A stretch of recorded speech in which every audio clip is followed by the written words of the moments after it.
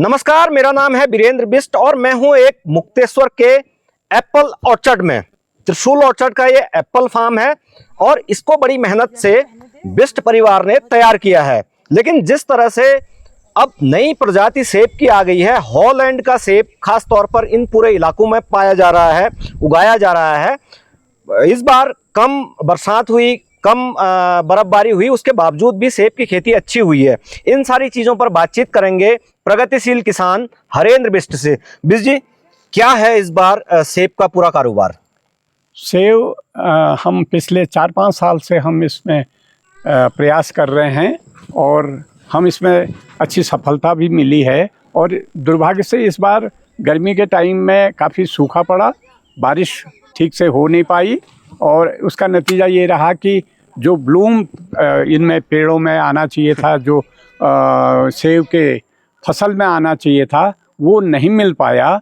बावजूद इसके फिर भी जो उपलब्ध है उस पर हमें संतोष है और अभी मौका है, अगर हमें मार्केट वगैरह ठीक मिला तो हमें मौका है कि हमें इसका अच्छा रिटर्न मिलेगा और इसको देखा देखी दूसरे लोगों को भी इसमें प्रेरणा मिलेगी और वो भी इसमें आगे आएंगे। बस एक ही कमी रह गई है कि हमें अच्छा मार्केट नहीं मिल पा रहा है, क्योंकि मंडी यहाँ से बहुत दूर है और बिचौलियों को इसमें बीच में अपना गोरख धंधा चलाने का मौका मिल रहा है। ये हमारे लिए बड़ा दुर्भाग्य है और हम कोशिश कर रहे हैं शासन स्तर पर भी कि यहाँ कोई सब मंडी हो, 5-10 किलोमीटर के दायरे में कोई मंडी हो और आसपास के जितने हमारे किसान हैं उनकी फसल उस मंडी पर जाए और अपने नज़रों के सामने ही उसमें उचित मूल्य मिल सके। जब तक ये नहीं होगा तो इसमें हमें नुकसान रहेगा और कोशिश ये है कि उत्तराखंड सरकार ने भी अपने जो कृषि मंत्री हैं श्री गणेश जोशी जी, उन्होंने हमें आश्वस्त किया है कि हम यहाँ पर एक बनाएंगे मंडी। लेकिन 7-8 महीने हो गए हैं, अभी कुछ इसमें प्रगति हुई लगती नहीं है और हम अनुरोध करेंगे शासन स्तर पर भी फिर से कि वो इस पर पहल करे और हमारे किसानों को इसमें राहत दे। किस तरह की चीज़ें दिखती हैं इस बार उत्पादन को लेकर? क्योंकि इस बार बारिश भी नहीं हुई, तमाम चीज़ें दिक्कतें हुई हैं, तो इस बार उत्पादन में क्या लग रहा है? नहीं, उत्पादन तो अब तो ये हमारे सामने आ गया है।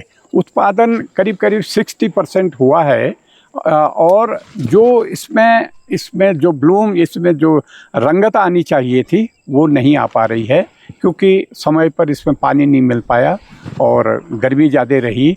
अब जब बारिश है तो वो तो थोड़ा सा अब देर हो गई है और हम भी फिर भी उम्मीद कर रहे हैं कि हमें हमारी लागत का कम से कम लागत मिल जाए और उसके बाद फिर अगले साल के लिए हम उम्मीद करेंगे। इसमें एक चीज़ है कि पूरा जो इलाका है वो आपका एप्पल उत्पादन के लिए एक बेस्ट प्लेस है और इस बार अब हाई डेंसिटी जो एप्पल की तरफ लोग गए हैं, तो ये क्या रीज़न है पारंपरिक को छोड़ के उस तरफ जाने का?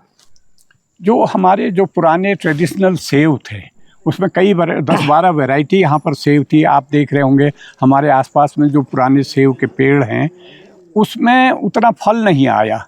अब हमने उम्मीद जगाई और मार्केट में उसका रेट भी इतना अच्छा नहीं मिलता है। 100 रुपये से लेकर 150 रुपये किलो तक वो पुराना सेब बिकता है। अब नई उम्मीद जो ये हॉलैंड का सेब है, जो एडवांस इंडोटच टेक्नोलॉजी से हमने बोया है, लगाया है, हम इससे उम्मीद कर रहे हैं, क्योंकि ये थोड़ा कठोर दाना होता है और इसमें जल्दी तोते वगैरह जो बाहरी जो पक्षी हैं वो भी उतना नुकसान नहीं कर पाते हैं। तो हमें इससे उम्मीद है कि हमारी भरपाई होगी इसमें और अब ये आगे बढ़ रहा है। उम्मीद करनी चाहिए कि हमें अच्छा मिलेगा इसमें। लेकिन एक डर नहीं है कि जो हमारा पारंपरिक चीज़ था डेलिसिस, यहाँ का जो स्वाद भी, टेस्ट भी, खुशबू से भी महकाता था पूरे देश को, वो कहीं ख़त्म की ओर ना चले जाए? हाँ, ये बात तो है और ये तो फ्रूट बेल्ट कहलाता, उसी सेब की वजह से फ्रूट बेल्ट कहलाता था और उसमें 10-12 वैरायटी के सेब तो आप हमारे बाग में देखेंगे कि उस तरह के हमने पौधे और पेड़ लगाए हैं लेकिन अब चूंकि हम उनका लालन पालन ठीक से नहीं कर पा रहे हैं, हम उसमें खाद पानी जो ऑर्गेनिक मैन्योर होता है उसका भी हम उतना नहीं कर पा रहे हैं, तो हमारे मन में ये आया कि देखा देखी हम भी कुछ नए ज़माने की तरफ चलें और नए वैरायटी के सेब लाएं, और वो हमने किया है। और हम इससे उम्मीद कर रहे हैं आगे कि ये सेब अच्छा होगा और हमें हमारी जो लागत है वो मिलेगी और कुछ हमारे खर्चे लायक भी हमें मिल जाएगा। पुराने सेब को भी तो बचाने की एक निश्चित रूप प्रक्रिया से शुरू कर रखी है। वो कर रखा है, हमने कोशिश करी है। हम अपने गोबर की खाद, ऑर्गेनिक जितना खाद है उससे हम उनको बना रहे हैं, लेकिन पेड़ों में उस तरह से उसका हम प्रोटेक्शन नहीं कर पा रहे हैं। क्यों? वो हेफजर्ड उसको कहते हैं, दूर दूर ऐसे अनप्लैन्ड वे में लगे हैं जो पुराने पेड़ हैं। अब जो नए बगीचे हैं उनको हमने प्लैन्ड वे में, हमने ड्रिप इरिगेशन और हमने मल्चिंग, अब इनके लिए तो सब कर रहे हैं क्योंकि छोटे एरिया में ज़्यादा पेड़ हैं और वो ज़्यादा एरिया में थोड़े पेड़, तो हम उनकी इतनी देख रेख नहीं कर पा रहे हैं। दूसरा, यहाँ बंदर, तोते और सूअर, इनका भी हमें बड़ा नुकसान उठाना पड़ रहा है। एक जो बड़ा संकट किसान के साथ आमतौर पर देखा जाता है, जब उसको बर्फबारी चाहिए होती तो उस वक्त तो बर्फबारी मिलती नहीं है, लेकिन जब अब मंडी की ज़रूरत है तो मंडी नहीं मिल पाती। बिचौलिए इतने ज़्यादा हावी हैं पहाड़ के किसानों के खिलाफ कि वो सस्ते दामों पर, औने पौने दामों पर खरीद के उसको मार्केट में डबल करना, तो ये संकट है यहाँ के किसानों पर भी। निश्चित रूप से है, निश्चित रूप से है। और हम लोग सफ़र कर रहे हैं इन्हीं बातों से, बिचौलियों के चंगुल से। और वो तो इतना हर बार की नई नई तकनीक निकाल करके किसान को भ्रमित कर रहे हैं, और जो उनकी मेहनत जो मिल रही थी, जो मिलना चाहिए था, वो उनको इन बिचौलियों की वजह से नहीं मिल पा रहा है। सरकारों को क्या करना चाहिए? सरकार को, मैंने आपको बताया कि आसपास में 5-10 किलोमीटर की परिधि के अंदर कोई हमें सब मंडी यहाँ पर दे, ताकि किसान अपने खुद में यहाँ से ले जा करके वहाँ पर बिक्री करे अपने सामने, और बिचौलियों का हस्तक्षेप न रहे। कोल्ड स्टोर की ज़रूरतें हैं इन इलाकों में? कोल्ड स्टोर उतना ज़्यादा नहीं, कुदरत ने हमको कोल्ड स्टोर तो दिया है खुद ही। हमें यहाँ के क्लाइमेट, ये 7,500 फीट की हाइट में ये जगह है, तो नेचुरल कोल्ड स्टोर है। अगर कोल्ड स्टोर मिले तो और भी अच्छा है कि हमें ये सुरक्षा हो जाएगी कि जो हमारी पैदावार है वो कोल्ड स्टोर में रहेगी, और जब मार्केट अच्छा होगा तो हम कोल्ड स्टोर से अपना माल निकाल करके अच्छे मार्केट दाम में बेचेंगे। अगर कोल्ड स्टोर नहीं होगा तो इनके साइज़ में सिकुड़न भी हो जाती है, और औने पौने दाम में हमारी मजबूरी होती है कि हम उसको बिक्री करें। किसान की बेहतरी कैसे होगी? किसान की तो अगर गवर्नमेंट थोड़ा सहायता करे, यही मुद्दे हैं मंडी से, या जैसे मैंने हिमाचल में भी देखा, वहाँ की हिमाचल की गवर्नमेंट क्या कर रही है कि पूरे किसान के बगीचे का सर्वे करके पूरा एक एस्टिमेट बनता है कि उनको कितना खाद चाहिए, कितना पानी चाहिए, उसमें कितना खर्चा आएगा, और गवर्नमेंट अपनी तरफ से किसान को बुला करके उसका सारा भरपाई कर रही है। तो हाँ, ऐसा अगर हमें भी मिले उत्तराखंड गवर्नमेंट के अंदर भी, तो फिर हमारे वारे न्यारे होंगे।